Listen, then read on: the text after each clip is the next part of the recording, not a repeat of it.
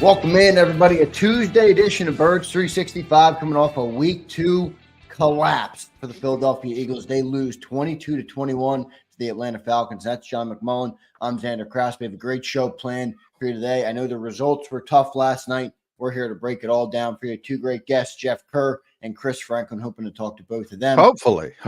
Yeah, I mean, long night for everybody covering the team. So, Johnny Mac, how you doing on this Tuesday morning, man, after a tough Eagles collapse last night? Doing well as can be expected with, 4 hours of sleep. Yeah. So might be a little dizzy, drunk on tiredness. So forgive me if I get tongue tied, but doing as well as can be expected.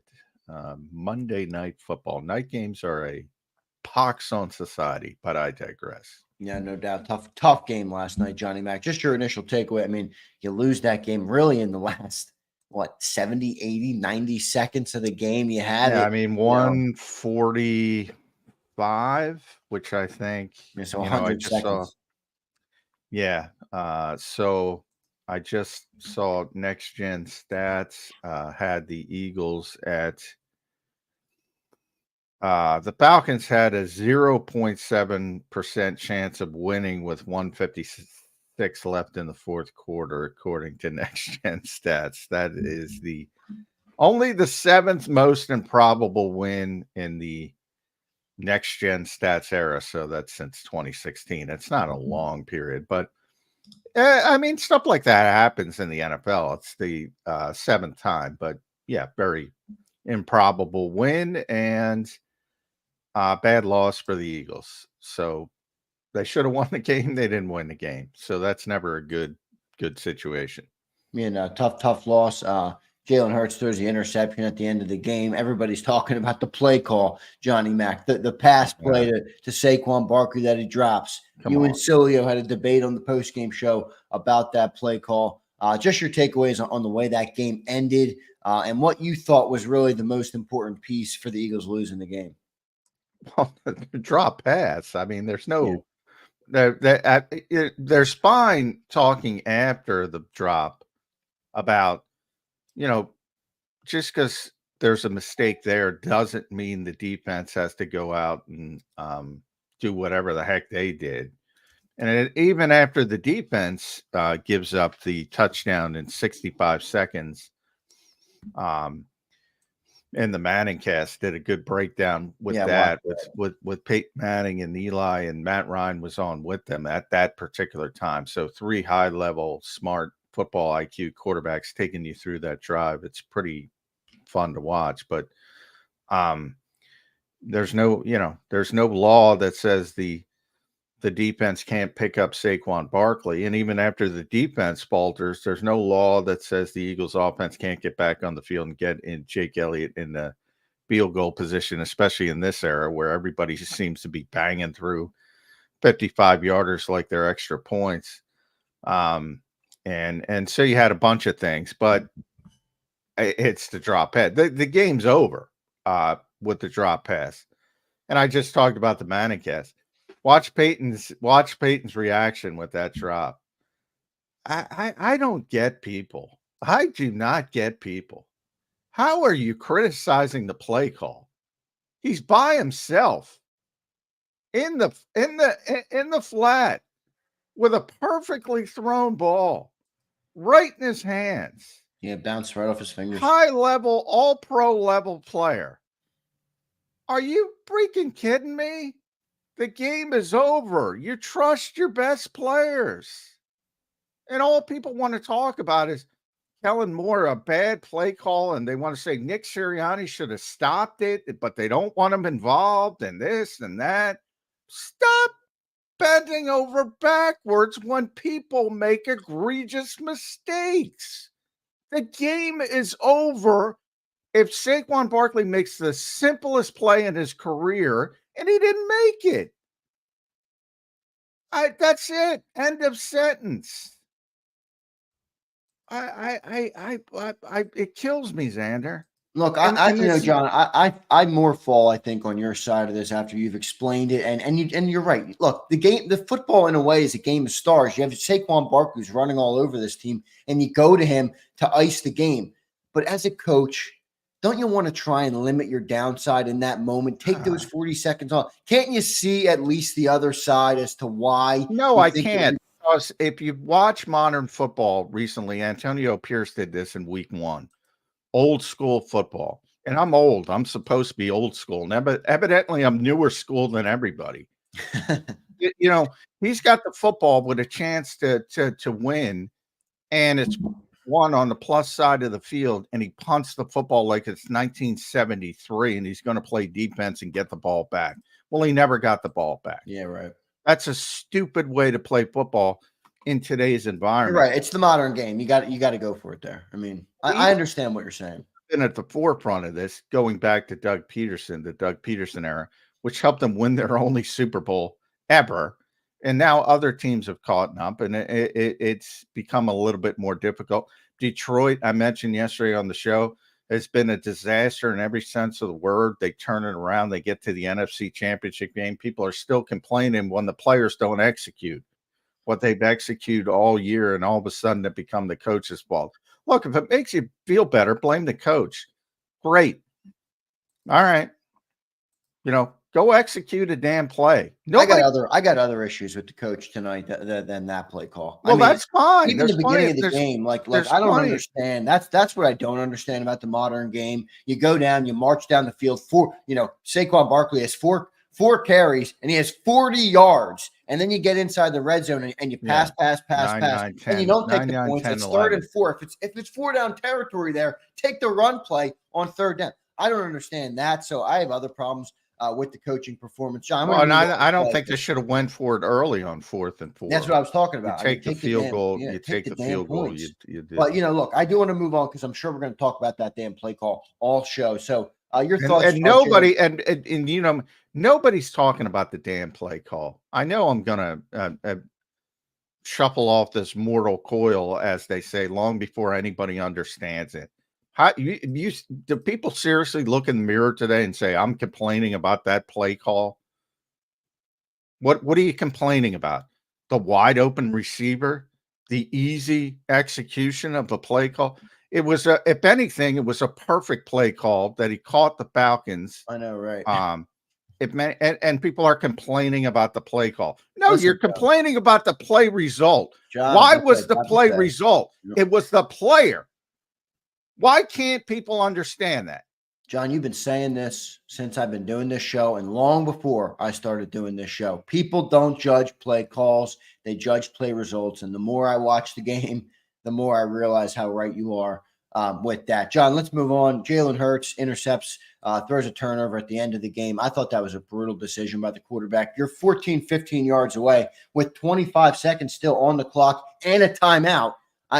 We talked about getting 15 yards here in yard for a 60, in range for a 60-yarder. I thought they could have gotten 3 more plays off and maybe been down to a 45, 50-yarder. But Jalen forces that ball down the field, intercepted by Jesse Bates, who had a good game. We talked about him kind of all day yesterday. Just your thoughts on Jalen Hurts' overall game and then that interception at the end of the game to really I thought he played pretty well, under some difficult circumstances without A.J. Brown, and that happened late in the week, so you had to rework the game plan at least somewhat.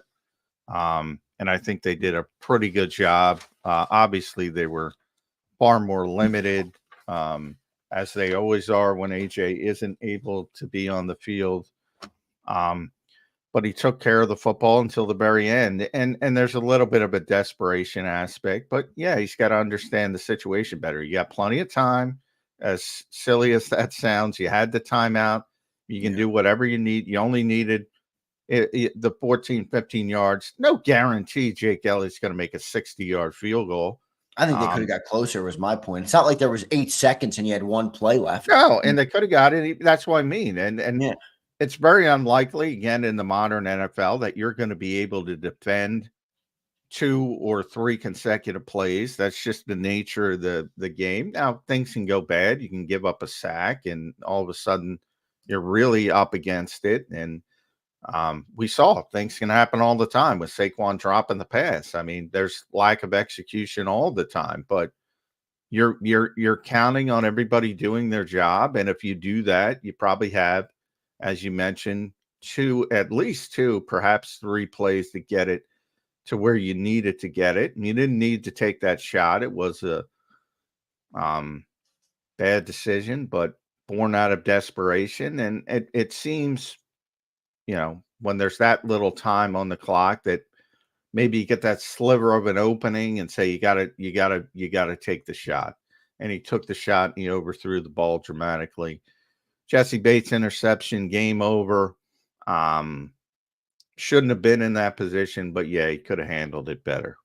No doubt about it. Overall, I thought he played an all right game up until that point, but you're the quarterback in crunch time. You got to make the right decisions. I thought that was a bad decision by Jalen Hurts to force that ball down the field. John, let's flip over to the defensive side of the ball.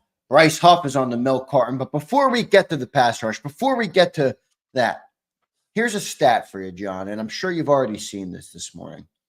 Thomas Booker played 9 snaps yesterday, and he led the entire defensive line in solo tackles and the entire defense in tackle for losses. On 9 snaps. What is going on, John, with the defensive line? And by the way, Jalen Carter and Jordan Davis are included in this conversation right now. They were really nowhere yesterday with the exception of maybe one play. What is going on with the defensive line, John? Yeah, it's not playing well. I mean, it's still a small sample size, but yeah, not playing well. And week 1 still counts, still terrible field. So I'd put that now. Things are much more pristine in Lincoln Financial Field. Good offensive line Atlanta has, not great. And you saw a few little flashes here and there, but yeah, very disappointing as a whole. Very, very disappointing as a whole. And I know everybody's focused on Bryce Huff because he makes $51 million. That's just the nature of it. Oh, he makes $51 million. So he's got to do this. He's got to do that. And he hasn't played well, and he's got to play better. John, But I'll tell you, my most not getting a sack. He looked like a liability, dude. I'm most disappointed in Jalen Carter. Yeah, I mean, yep, because Bryce Huff should be better. I think he will be better eventually. But still, the real star is supposed to be Jalen Carter. He didn't even start the game. Milton Williams started. Now, I don't know, but that rings to me, and we'll try to find out when Vic generally tells the truth. That's strange. If that's a college game, it's usually a disciplinary issue, right? You don't start the kid, and then he comes in and plays that old school environment. But Milton Williams started the game, not Jalen Carter. And yeah, there was one play where he broke through and you said, all right, that looked like the explosive guy. Didn't amount to anything other than a Cousins throwaway. But yeah, I'm more disappointed in him. But I get, I'm not trying to take the highlight off Bryce Huff. I mean, he's done nothing. Jordan Davis has done essentially nothing. And he's getting pushed around. I don't even know how that's possible. I know. A 340, 50-pound guy getting, dominated a little bit too much. Yeah, I mean, that group is supposed to be carrying the defense. And they've been bad, with the exception of Brandon Graham. And I would say Josh Sweat has played okay. Yeah. Okay.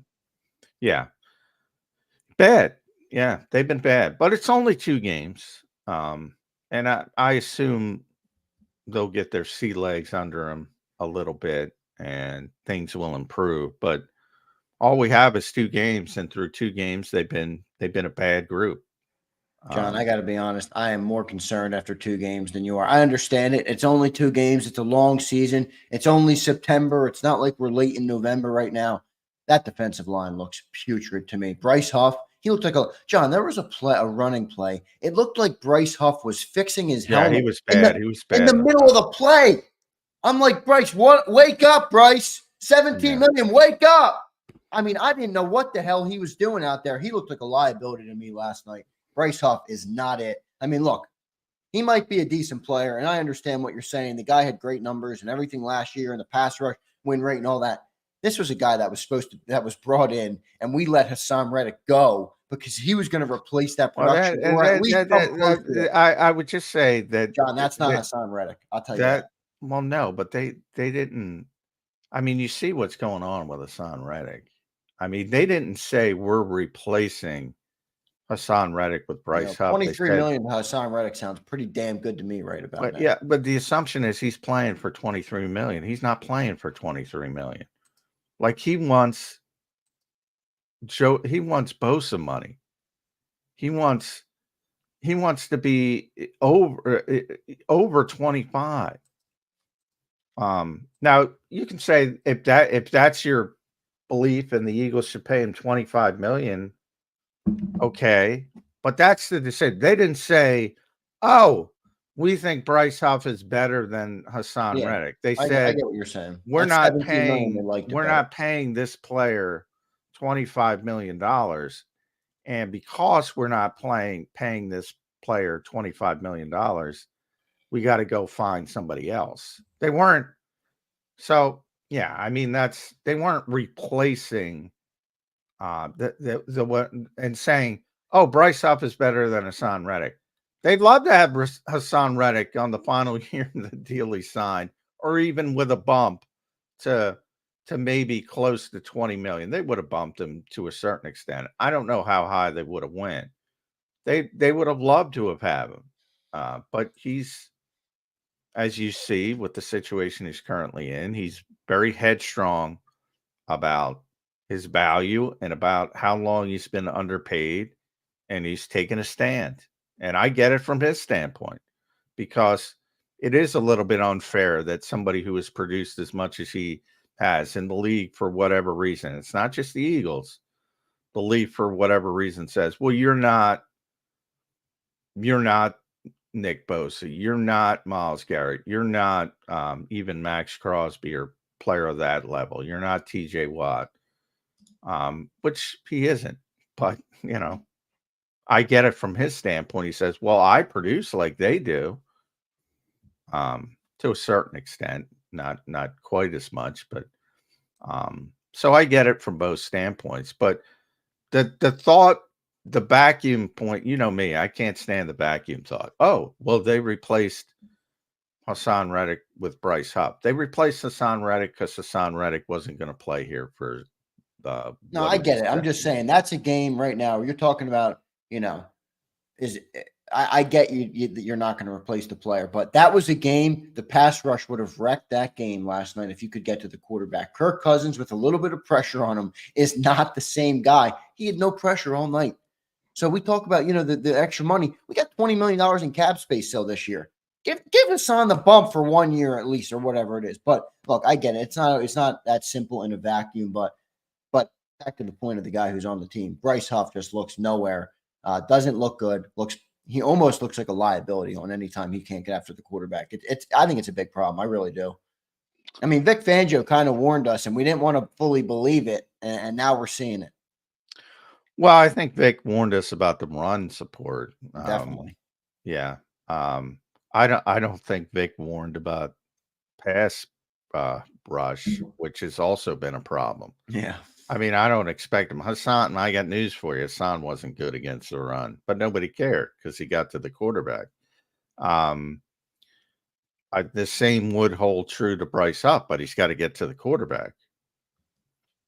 Hasn't gotten to the quarterback, so that's the bigger issue.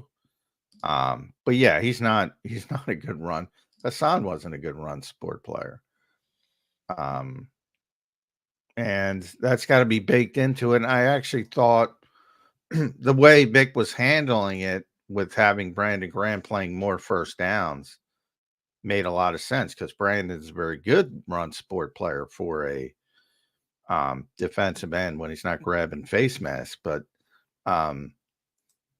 he's generally very good, and it would have worked out. But Bryce is not holding his water in the pass rush, which to me is the biggest problem by far. I see Jeff Kerr in the room. We're going to get to our commercial break. Jeff, appreciate you being up with us this morning. Commercial break coming soon. We'll get to Jeff Kerr. John, just your last thought here in the secondary. Darius Slay got burnt at the end of the game. Drake London, I mean, a simple little in and out route. Yeah, I don't think that's simple watching it again. It was an option route. And you have to understand. And I think Slay got caught watching, though. Slay apologized to Philadelphia. It didn't go over well, obviously, with the fans. But you have to understand, like, from a standpoint of Slay, he's understands, very high IQ player. He's playing the odds, and he's got Drake London and 6'4", 215, whatever Drake is. And he's playing the post, and he's saying, all right, this is going to be slant. He's playing the post, and it's an option route, and he goes outside his corner route, and he guessed wrong. And, that's part of defensive football. And the Falcons executed the play, and it looks bad, but he was playing the post, and Drake did a good job. And the other team gets paid too. Drake London's first round pick gets paid a lot of money. So Kirk Cousins obviously gets paid a lot of money. So I think people forget the other team is trying as well. Just your other thoughts on the secondary last night, how they looked to the rest of the defense. Vic Fangio defense not looking good so far at the start of the year here. Man, 2 weeks. Vic, poor Bend, Vic. They're turning on you. Bend They're turning on you, Vic. John, bend, you will break, but bend until you break. It's not bend, but don't break. I don't want to hear that anymore. They break every single time. Hey, I led the charge. I don't like the scheme. I think people have taught up to the scheme. Too many people play the scheme, and that makes it, at least the smart quarterbacks, and Cousins is in that category. Now, when you play younger we've seen some of these younger quarterbacks, it's going to look pretty good. You got to get there, though. And they're not going to get there with Derek Carr. But yeah, I mean, guys who understand the defense, it's become a little bit too easy for them at times. And it happens with everything. It happened with Tony Dungy's cover 2. It happened with Pete Carroll's cover 3. And then you shift to something else. And, eventually you come back and it'll be back to cover 2 at some point, as it often is.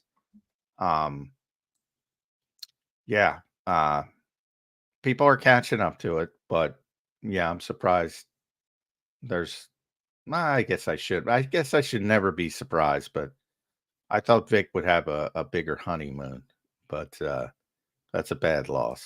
Yeah, that's a tough loss last night.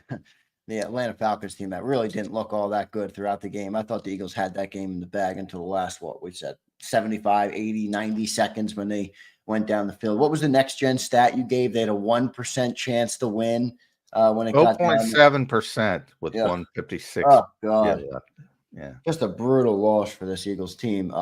They fall to 1-1 on the season. Week 2 is officially in the books, everybody. It's going to be a quick turnaround as they now prepare for a tough Saints team that just destroyed the Dallas Cowboys in Arlington, in Dallas, Texas, on their home turf with 44 points. How is this bend but don't break defense going to stop that team right now, who's red hot? I don't see a guy who's going to stop Alvin Kamara, John. So it's a week-to-week league. Just because you look good one week doesn't mean you're going to look good the next. Right now, that game's not looking too good. So we'll see how it all plays out. We got Jeff Kerr in the green room. Appreciate everybody watching the show in the chat. I know a couple of you guys still tired from last night. It was a late night last night. So thanks everybody for being here this morning. Hit that like button. Jeff Kerr coming up next on Birds 365. Everybody stay tuned. If you missed any of today's show on the JAKIB Media channel, listen to the podcast on your way home. Available on YouTube, Apple, and Spotify.